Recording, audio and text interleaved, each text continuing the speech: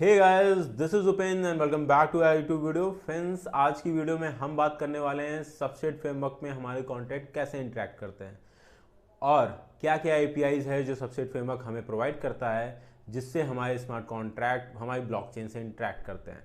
दोस्तों, substrate framework हमारा blockchain का फ्रेमवर्क है जिसका यूज़ करके हम अपनी कस्टमाइज ब्लॉकचेन बनाते हैं जो कि पोल्का डॉट के द्वारा प्रोवाइड किया जाता है। एंड पोल्का डॉट इकोसिस्टम पे बनने वाली सारी ब्लॉकचेन इसी फ्रेमवर्क पे होती हैं, इसीलिए ये इंटरऑपरेबल होती हैं।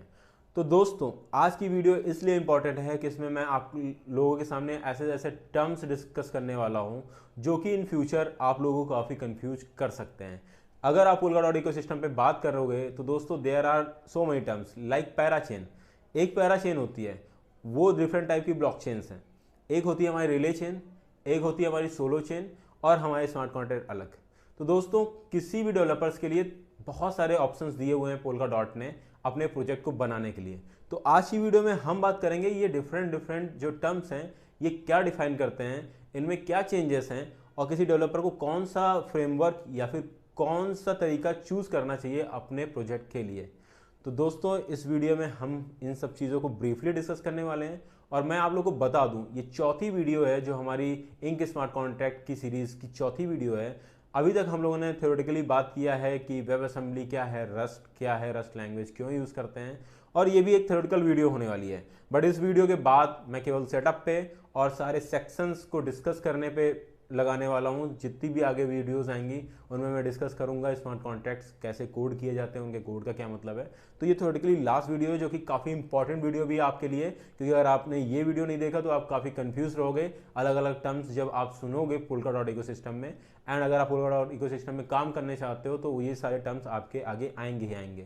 दोस्तों, साथ ही साथ मैं आप लोगों को बता दूं कि मैं रस्ट लैंग्वेज के काफ़ी एडवांस और जो कि काफ़ी इंपॉर्टेंट है सबस्ट्रेट फ्रेमवर्क और इंक स्मार्ट कॉन्टैक्ट और वी कैन से डैट और भी जो स्मार्ट कॉन्टैक्ट के फ्रेमवर्क हैं उनको समझने के लिए जो टॉपिक्स काफ़ी इंपॉर्टेंट हैं उनको भी डिस्कस करता जा रहा हूँ। वो भी एक हमारी सीरीज़ चल रही है, तो मैं कहूँगा कि आप उसे भी ज़रूर देखें, क्योंकि अगर वो सीरीज़ आप देख लोगे तो ये कोडिंग जो स्मार्ट कॉन्टैक्ट की होगी उसे समझना काफ़ी ईजी हो जाएगा। चलिए दोस्तों, चलते हैं लैपटॉप स्क्रीन पे और डिस्कस करते हैं कि हमारे ये जो भी टर्म्स मैंने आप लोगों को बताएं इनका मतलब क्या है।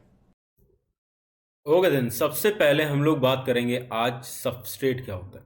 So substrate is a framework for building blockchain. आप क्लियरली देख सकते हो कि सबस्ट्रेट एक फ्रेमवर्क है जिसकी हेल्प से हम लोग कंप्लीट ब्लॉकचेन बना सकते हैं। जैसे कि आप लोग रिएक्ट फ्रेमवर्क यूज़ करते हो कोई भी वेब डेवलपमेंट ऐप बनाने के लिए, वैसे ही ब्लॉकचेन बनाने के लिए, उसमें ब्लॉकचेन बनाने में हेल्प करने के लिए और जो कि एक कॉमन कोड्स हैं उनको प्रोवाइड करने के लिए, लाइब्रेरीज प्रोवाइड करने के लिए सबस्ट्रेट फ्रेमवर्क हमें हेल्प करता है।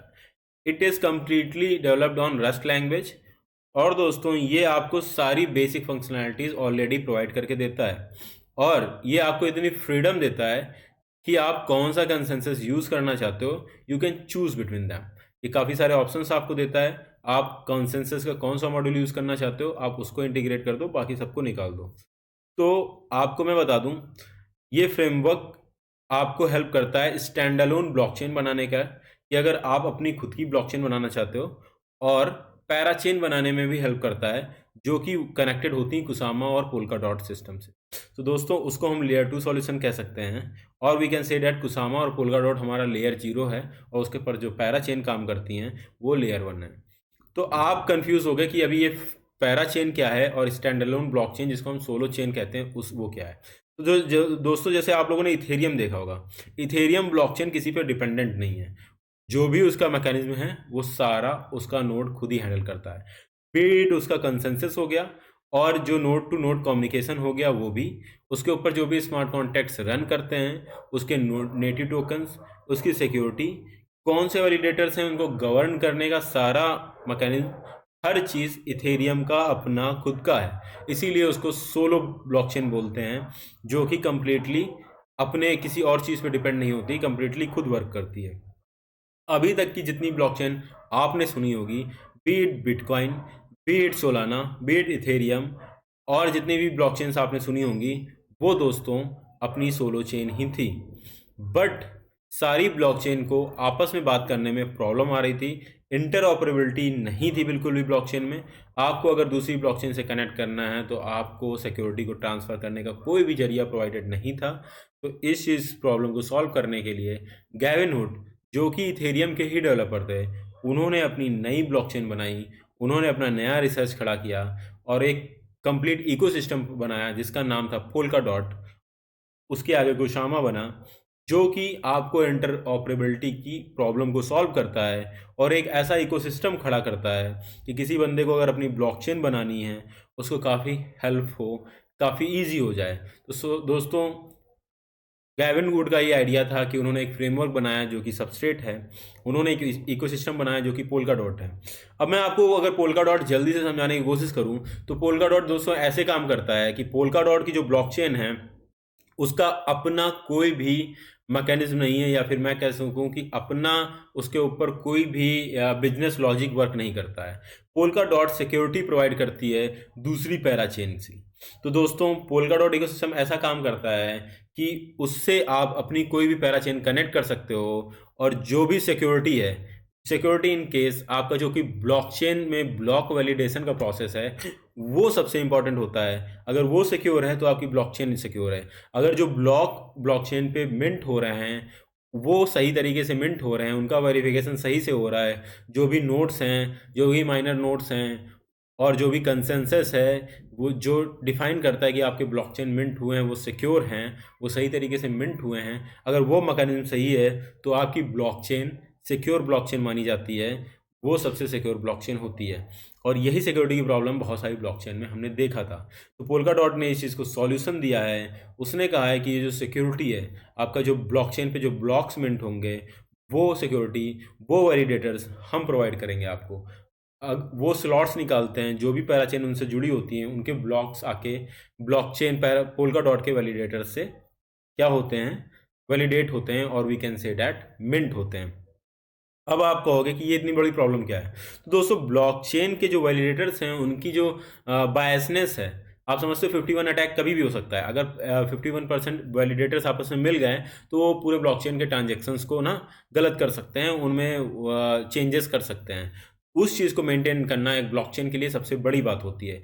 इतने सारे वैलिडेटर्स को इकट्ठा करना जो कि बिना किसी पैसे के, लाइक वो अपने जो हमें जो रिटर्न्स देते हैं हम लोग उनको, जो भी ब्लॉकचेन मिंट करने पे फी मिलती है उसी पे बिना बायसनेस के वर्क कर सकें। क्योंकि 51% ब्लॉक वैलिडेटर्स को ना मिल पाए, इसके लिए हमारे पास काफ़ी बड़ा वैलिडेटर्स का इकोसिस्टम होना चाहिए, लाइक 1000+ वैलिडेटर्स होने चाहिए और वो काफ़ी सारा अपना स्टैक आपके ब्लॉकचेन पे लगाए हों। तो कोई भी नई पब्लिक ब्लॉकचेन स्टार्ट करना एक बहुत ही बड़ा टास्क हो जाता है। इतना विदाउट बायस सिस्टम बनाना काफ़ी बड़ा टास्क होता है दोस्तों।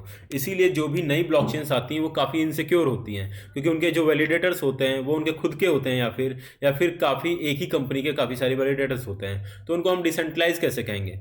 तो इस चीज़ के लिए पोल्काडॉट ने एक सॉल्यूशन निकाला है कि उन्होंने वैलिडेटर्स का जो ग्रुप होगा वो सॉल्यूशन खुद प्रोवाइड कर दिया। अभी कोई भी ब्लॉकचेन अगर अपनी पब्लिक ब्लॉकचेन बनाना चाहती हैं तो वैलिडेटर्स उनके यूज़ कर सकती हैं, वो वहाँ से वैलिडेट करा सकते हैं।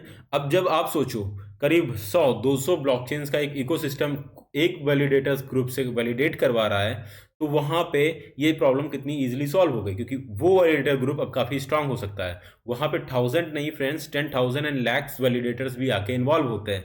तो जितने ज़्यादा वैलिडेटर उतना ज़्यादा सिक्योर आपका ब्लॉकचेन। आप ये समझ रहे हो। अभी ये प्रॉब्लम सॉल्व हो रही है, पोल्काडॉट ने सॉल्व की। उन्होंने कहा कि आप अलग अलग अपने वैलिडेटर्स ना करके सारी ब्लॉकचेन आपस में मिल जाओ और वो एक ही वैलिडेटर का इकोसिस्टम यूज़ करो। वहाँ पे क्या होगा, डिसेंट्रलाइजेशन आएगा, काफ़ी सारे पावरफुल वैलिडेटर्स एक साथ आएंगे और वो वैलिडेटर्स आपस में मिलके एक ग्रुप बना सकें, उसकी चांसेस भी कम होगी। और जो वैलिडेटर्स होंगे उनको भी हेल्प होगी कि वो अपना एक साथ पैसा लगा सकें एक जगह पे, ना कि वो अलग अलग ब्लॉकचेन चूज़ करें कि कौन सी ब्लॉकचेन ज़्यादा सिक्योर होगी जिसमें जाके वो पैसा लगाए। क्योंकि वैलिडेटर्स के लिए भी प्रॉब्लम है, अगर उन्होंने गलत ब्लॉकचेन में अपना पैसा लगा दिया तो वो कल को डूब जाएगा, उसके कॉइन्स की रेट गिरेंगे और उनका जो पैसा उन्होंने काफ़ी इन्वेस्ट किया हुआ है टू बी अ वैलिडेटर वो भी डूब जाएगा। तो ये प्रॉब्लम पोल्काडॉट ने सॉल्व की। दोस्तों, ये काफ़ी अच्छे से एक्सप्लेन मैं इसलिए कर रहा हूँ कि आप समझ सको कि पैरा चेन और सोलो चेन क्या होती है। सोलो चेन्स के अपने वैलिडेटर्स खुद के होते हैं, पर पैरा चेन्स क्या है, एक ग्रुप है जो कि पोल्काडॉट प्रोवाइड करता है और वो उनके सारे जो वैलिडेशन होता है, उनकी जो सिक्योरिटी होती है, वो पोल्का डॉट मैनेज करता है। पोल्का डॉट एक इकोसिस्टम है वैलिडेटर्स का, आप समझ लो। तो ये काफ़ी टेक्निकल चीज़ें होती हैं, मैंने आपको मोटे तरीके से समझा दिया है दोस्तों। अब पोल्का डॉट क्या होता है दोस्तों, ऑक्शन करता है अपने स्लॉट्स के, उस पर कोई भी पैराचेन जाके नहीं जुड़ सकती, उसमें लिमिटेड पैराचेन्स हैं, लाइक 100 या फिर 200 स्लॉट्स हैं, उनकी वो ऑक्शन करता है, और वो ऑक्शन में पार्टिसिपेट जो ब्लॉकचेन्स करती हैं, जो पैराचेन्स करती हैं, वो जाके उसमें अपना पोजीशन बना सकती हैं। और ये ऑक्शंस एंड ऑल का जो पैसा होता है, ये बाद में रिटर्न हो जाता है पैराचेन्स को, जैसे ही वो उसको छोड़ के जाती हैं। ये पैसा रखने का और उनको बाउंड करने का एक रीज़न ये भी है कि सिक्योर बना सकें, कोई भी अनएथिकल एक्टिविटी ना कर सके। तो दोस्तों हम लोग आगे बढ़ेंगे। ये चीज़ एक्सप्लेन करना मेरे लिए बहुत ज़रूरी था, क्योंकि इथेरियम में ये चीज़ आपने नहीं सुनी होगी, ये नए टर्म्स हैं, और अगर आप नहीं समझ पाओगे तो आगे जाके आपको काफ़ी प्रॉब्लम होने वाली थी, इसलिए मैंने इसको पहले ही एक्सप्लेन करना चाहा। तो दोस्तों आगे अगर हम लोग सबस्ट्रेट फ्रेमवर्क की बात की गई और हम बात करें, तो सबस्ट्रेट फ्रेमवर्क ऑलरेडी काफ़ी सारे मॉड्यूल्स के साथ आता है। आपको जो भी रिक्वायरमेंट होगी, जिस लॉजिक की रिक्वायरमेंट होगी, उस चीज़ को लेके आता है, और उनको उसने उन मॉड्यूल्स को उन्होंने नाम दिया है पैलेट्स। जैसे कि आप एक फ्लावर्स में पैलेट्स होते हैं, वैसे ही आप पैलेट्स को जोड़ के अपना लॉजिक्स क्रिएट कर सकते हो जो आपको रिक्वायरमेंट हो। जैसे कुछ पैलेट्स के मैं नाम बता दूं, लाइक 60+ पैलेट्स होते हैं, बट आपको अपनी ब्लॉकचेन या फिर अपनी पैराचेन बनाने के लिए सारे पैलेट्स नहीं जोड़ने हैं, अपने रिकॉर्ड पैलेट्स आप ऐड कर लो, उसका पूरा कंप्लीट डॉक्यूमेंटेशन दिया है, एंड अपनी ब्लॉकचेन आप खड़ी कर सकते हो। पहली होती है स्टैकिंग पैलेट। अगर आपको स्टैकिंग फैसिलिटी आपने अपने ब्लॉकचेन में देनी है तो आप इसको ऐड करो, नहीं तो इसको रहने दो। फंजिबल टोकन्स के लिए इन्होंने अलग पैलेट ही दे दी है दोस्तों, कि अगर आपको केवल NFT या फिर ERC20 टोकन के लिए कोई ज़्यादा बड़ा रोबस्ट सिस्टम बनाना है, जो कि ERC20 जैसी फंक्शनैलिटी प्रोवाइड करता है, और आप केवल स्मार्ट कॉन्ट्रैक्ट किसी दूसरी ब्लॉकचेन पे नहीं बनाना चाहते हो, तो आप उसको लिए कंप्लीट एक ब्लॉकचेन बना सकते हो। उन्होंने फंजिबल टोकन का एक पैलेट दे रखा है दोस्तों। तो अगर आपको काफ़ी बड़ा इकोसिस्टम करना है ना, क्योंकि होता क्या है कि स्मार्ट कॉन्ट्रैक्ट में आपको दूसरी ब्लॉकचेन पे डालना पड़ता है, एंड देन जो गैस फी लगती है आपको उनके अकॉर्डिंग डालनी पड़ती है। गैस फी उनकी बढ़ सकती घट सकती, क्योंकि अगर उसमें ट्रैफिक बढ़ गया तो उस पर गैस फी काफ़ी ज़्यादा होगी, तो आपके यूजर्स को प्रॉब्लम होगी। तो उस चीज़ को अगर आप ऐसा कोई सिस्टम बनाने जो काफ़ी रोबस्ट होने वाला है और काफ़ी ज़्यादा ट्रांजेक्शन्स होने वाले हैं, तो क्यों ना आप अपनी यही ब्लॉकचेन बना लो। बट पूरी ब्लॉकचेन बनाने के लिए इतना हेडेक क्यों लेना कि आप वैलिडेटर्स एंड सिक्योरिटी मेंटेन करो। उसके लिए आप क्यों ना एक पैराचेन ही बना लो, जो कि पोल्काडॉट इकोसिस्टम के साथ कनेक्ट होगी जाके।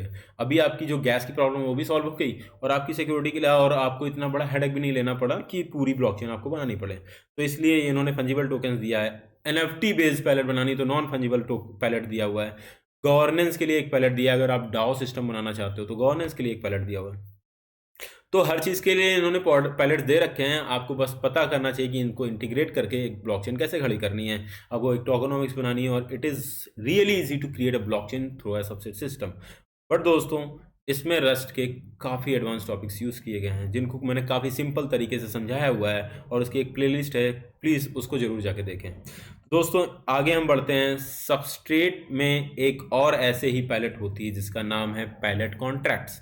तो अगर आप ऐसी कोई पैराचेन बनाना चाहते हैं, कि आप ऐसा कोई बिजनेस लॉजिक लेके आए हैं कि आपके पैलेट्स का यूज़ करके या पैराचेन का यूज़ करके लोग उसमें स्मार्ट कॉन्ट्रैक्ट डिप्लॉय करें और वो उस इकोसिस्टम को बड़ा करें, जैसे कि इथेरियम का आपने बिजनेस लॉजिक देखा है, वो क्या करता है कि आपको प्रोवाइड करते है फैसिलिटी कि आप अपने स्मार्ट कॉन्ट्रैक्ट डालें, और वहाँ से उनका बिजनेस लॉजिक काम करता है। अगर आप ऐसी कोई ब्लॉकचेन बनाना चाहते हैं तो पायलट कॉन्ट्रैक्ट अगर आप ऐड कर देंगे, तो कोई भी बंदा कल को आके अपना स्मार्ट कॉन्ट्रैक्ट उस पर डिप्लॉय करके उन चीज़ के साथ उस फैसिलिटी को यूज़ कर सकता है। तो दोस्तों वही इसमें बात की गई, ये सारे पायलट्स होते हैं जिनको आप इंटीग्रेट करके एक कंप्लीट ब्लॉकचेन बना सकते हैं। अभी हम बात करते हैं कि कैसे पायलट कॉन्ट्रैक्ट वर्क करता है। तो पायलट कॉन्ट्रैक्ट्स फ्रेंड्स कैसे वर्क करता है, इससे बात करेंगे। तो फ्रेंड्स पायलट कॉन्ट्रैक्ट पैलेट जो है हमारी कॉन्ट्रैक्ट पैलेट जो हमारी, उसको इंटेंशनली ऐसा बनाया गया है कि उसमें जो भी स्मार्ट कॉन्ट्रैक्ट फ्रेंड्स वर्क करें, उनकी कोई लैंग्वेज स्पेसिफिक ना हो। हमारे जो कॉन्ट्रैक्ट पैलेट है उसमें जो स्मार्ट कॉन्ट्रैक्ट की बाइनरी है वो वॉसम यूज़ होती है। आपको पता है कि वॉसम जो हमारी फाइल है, या फिर हम कह सकते हैं जो कि लैंग्वेज है, या फिर जो हमारी बाइनरी है, वो किसी भी लैंग्वेज में हो सकती है। आफ्टर कंपाइलेशन वो वॉसम में होनी चाहिए, एंड वॉसम हमारी इस पैलेट पे वर्क करती है। तो हमारा जो भी कॉन्ट्रैक्ट आप लिखो, आप सॉलिडिटी में लिखो, आप उसको C++ में, किसी भी लैंग्वेज में लिख सकते हो, बट आपके पास कंपाइलर होना चाहिए जो कि उसे कंपाइल करके वॉसम में क्रिएट कर सके, और उसको हमारे स्मार्ट कॉन्ट्रैक्ट पैलेट में वर्क करने के कंपैटिबल हो सके। तो अभी तक जो काम होता है, पैरिटी इंक लैंग्वेज ने ऐसी कंपाइलर प्रोवाइड किया है जो कि आपके कॉन्ट्रैक्ट को कंपाइल करके वॉजम में क्रिएट करता है, जो कि हमारे पैलेट कॉन्ट्रैक्ट पे इजीली वर्क करता है, उसको समझने में आता है। दूसरी है एक आस्क, हमारी असेंबली स्क्रिप्ट है। तीसरी हमारी सोलाइन कंपाइलर है जो कि सॉलिडी को ऐसा कंपाइल करता है कि हमारी कॉन्ट्रैक्ट पैलेट पे वर्क कर सके। तो दोस्तों इसका आर्किटेक्चर इन्होंने बोला कि हमने ऐसा इसलिए बनाया कि कल को कोई भी नई भी लैंग्वेज आए तो हमारा सिस्टम इतना रोबस्ट होना चाहिए कि वो लैंग्वेज के कॉन्टेक्ट भी हमारे ब्लॉकचेन पे वर्क कर सकें, जो कि ऐसा इथेरियम में नहीं दिया है। तो पोल्काडॉट इकोसिस्टम ने काफ़ी फ्यूचरिस्टिक सोच के साथ, काफ़ी दूर की सोच के साथ अपना जो इकोसिस्टम खड़ा किया है उसमें काफ़ी सारी चीज़ें सोची गई हैं। तो दोस्तों अभी तक 3 लैंग्वेज के कंपाइलर हैं, बट लगातार कंपाइलर्स वर्क कर रहे हैं जो कि इसको वॉशम में कंपाइल करेंगे। और जैसा कि आपने अगर वीडियो नहीं देखा है, आप जाके देखेंगे, मैंने बताया कि वेब असेंबली स्मार्ट कॉन्ट्रैक्ट के लिए क्यों यूज़ की गई है। इसीलिए यूज़ की गई है कि उसमें पोर्टेबिलिटी आ सके, इंटरऑपरेबिलिटी आ सके, कोई भी लैंग्वेज आए और इस पर वर्क कर सके, इसलिए ऐसा बनाया गया। अभी आप कहोगी सारी लैंग्वेज, ऑलरेडी इतना बड़ा इकोसिस्टम खड़ा हो चुका है कि C++ को भी हम वो वॉजम में कंपाइल कर सकते हैं, हम जावा को भी कर सकते हैं, ऑलरेडी प्रोवाइडेड हैं। बट वो कंपाइलर यहाँ वर्क नहीं करेंगे क्योंकि फ्रेंड्स आपको भी पता है स्मार्ट कॉन्ट्रैक्ट के कंपाइलर्स डिफरेंट होते हैं, क्योंकि स्मार्ट कॉन्ट्रैक्ट की बाइनरीज थोड़ा सा डिफरेंट होती हैं और स्मार्ट कॉन्ट्रैक्ट की कुछ एपीआईज उन्हें यूज़ कर सकें, जो कि हमारी जो ब्लॉकचेन है, जैसे कि हम आगे पढ़ेंगे, करीब 50+, ये देखिए यहाँ पे लिखा हुआ है 50+ फंक्शंस हमारी जो एपीआई है ये हमें देती है, जिसके द्वारा 50+ आरपीसी कॉल लगा के, एपीआई की कॉल लगा के हम लोग अपनी ब्लॉकचेन से इंटरेक्ट कर सकते हैं। तो पैलेट कॉन्ट्रैक्ट हमें 50+ फंक्शंस देखते हैं जिनका यूज़ करके हम लोग अपनी ब्लॉकचेन में चीज़ें स्टोर करा सकते हैं, रीड कर सकते हैं और बात कर सकते हैं। तो इन सारी फंक्शंस को यूज़ कर पाए ऐसा कंपाइलेशन होना चाहिए, तो लगातार इस इकोसिस्टम को हम लोग ग्रो कर सकते हैं। कल को कोई C++ के लिए भी कंपाइलर बना सकता है एंड उसके स्मार्ट कॉन्ट्रैक्ट भी ईजिली यहाँ पे वर्क करेंगे। इंक के लिए बना हुआ है और मोस्टली अभी इंक पे ही यूज़ किया जा रहा है। ओपन ब्रश ने भी इंक का यूज़ करके ही अपनी जो लाइब्रेरीज बनाई हैं, स्मार्ट कॉन्ट्रैक्ट की बनाई हैं, वो यहाँ पे ईजिली वर्क कर रहे हैं दोस्तों। तो चलिए आगे बढ़ते हैं और देखते हैं। इस डायग्राम में काफ़ी बेहतरीन तरीके से दिखाया गया है। ये हमारी ब्लॉकचेन है और उस पर हमारा पैलेट कॉन्ट्रैक्ट है, जो कि कॉन्ट्रैक्ट पैलेट है, जो कि एक इंटीग्रेटेड पार्ट है ब्लॉकचेन का। वो कुछ एपीआईज क्रिएट करता है, फंक्शंस क्रिएट देता है, अवेलेबल कराता है, जिसका यूज़ करके वेब असेंबली बाइट कोड हम लोग इसमें अपने पैलेट कॉन्ट्रैक्ट के द्वारा स्टोर करा सकते हैं। और ये हमारा जो कॉन्ट्रैक्ट पैलेट है ये एक इन्वायरमेंट क्रिएट करता है जिसमें हमारी ये वॉसम बाइट कोड रन कर सकते हैं और इन सारे फंक्शंस का यूज़ करते हुए हमारी ब्लॉकचेन में डाटा स्टोर कर सकते हैं। और उसके ऊपर दिखा रहा है कि ये लैंग्वेजेस अभी अवेलेबल हैं और आने वाली और काफ़ी सारी लैंग्वेजेस यहाँ आके ईजिली हमारी इंटरेक्ट कर सकती हैं। तो काफ़ी फ्यूचरिस्टिक अप्रोच का यूज़ किया हुआ है यहाँ पे। और दोस्तों मैं बताना भूल गया, जो हमारी पैराचेन्स होती हैं पोल्काडॉट इकोसिस्टम पे, जो बंदे यूज़ करते हैं वो आपस में भी बात कर सकती हैं, सिक्योरिटी ट्रांजेक्शन कर सकती हैं। तो ये काफ़ी इंटरऑपरेबल इकोसिस्टम खड़ा किया गया है। आप पैराचेन्स एक दूसरे से सिक्योरिटी ट्रांसफर कर सकते हो, डायरेक्टली बात कर सकते हो, मैसेज ट्रांसफर कर सकते हो, जो कि आज तक किसी ब्लॉकचेन ने प्रोवाइड नहीं किया है। तो पोल्काडॉट इकोसिस्टम काफ़ी फ्यूचरिस्टिक काम कर रहा है। दैट्स वाई मैंने ये सीरीज शुरू की है कि जो फ्यूचर में ब्लॉकचेन सिस्टम खड़ा होने वाला है उसके लिए आप लोग अभी से प्रिपेयर्ड रहो।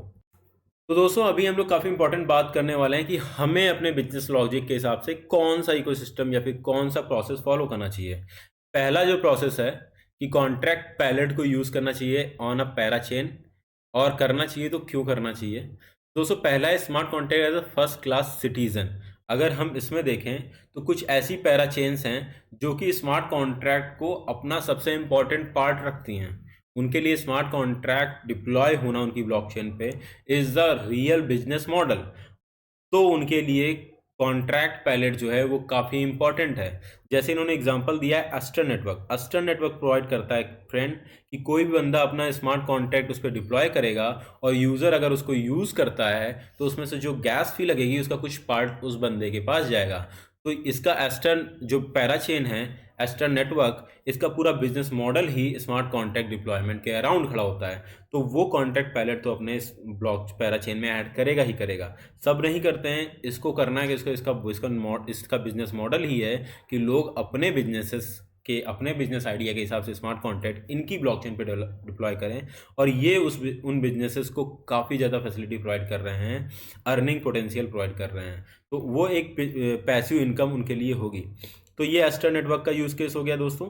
आपने देखा यहाँ पे कॉन्टैक्ट पायलट सबसे इंपॉर्टेंट पार्ट है, तो इसीलिए कहा कि smart contact as a first citizen, जो स्मार्ट कॉन्टैक्ट पायलट होगी या फिर स्मार्ट कॉन्टैक्ट्स उस ब्लॉकचेन के सबसे पहले सिटीजन है।